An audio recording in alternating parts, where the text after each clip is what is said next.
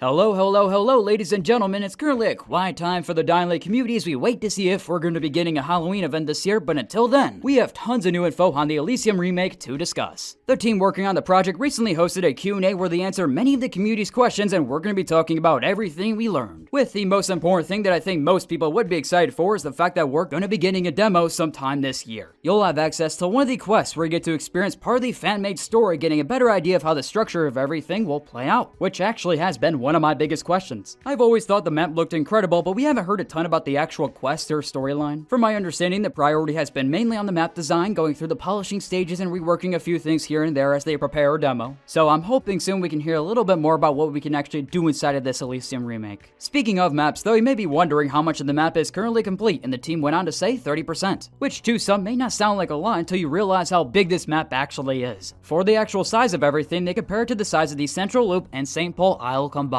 which is honestly much bigger than I was expecting. So, at this current stage in development, they're currently working on bringing back a lot of cut E3 mechanics and ideas. Everything from the return of the whistling mechanic as you see here, or the return of hives. A lot of these additional features become possible through a mod that you'll need to download to get the best experience, and get the full experience you could say. But you can play the Elysium map without the mod if you truly want to, but it is not recommended by the devs. There are plans to implement new weapons and different variations, however the team did say it will be a difficult task, but their main idea is to go for a more realistic approach to their weapons. Another thing returning from the E3 Dying Light 2 glory days are the shields that you saw the Peacekeepers use back then. Not sure if they'll allow the player to kill PK and use one of the shields for themselves, but I'm just glad we got more enemy variety. I'll take it. During the Q&A, it was confirmed there will be no paraglider at all, but there will be a grapple hook that can be unlocked by siding with the scavengers, just giving us a tease of how their choices and consequences system will work. So, one thing the community has constantly been asking Techland over the years to finally tweak is the flashlight, and they slightly did, but it was not enough, and so the Project Renaissance team has confirmed that they're going to be slightly tweaking it too. Now, since it takes place in the E3 era of Dying Light 2, there will be a few zombie types removed, one of them being maybe howlers. Although they did mention the possibilities of them being in Dark Suns too, so they haven't made up their mind completely just yet. One thing you can expect to stay the same is the gear system. They could change their mind later on, but there are currently no plans for the system to be tweaked. Another thing to expect is some of the textures to be upscaled, especially since in retail they're a bit muddy at points, so do expect them to look a bit more crisp.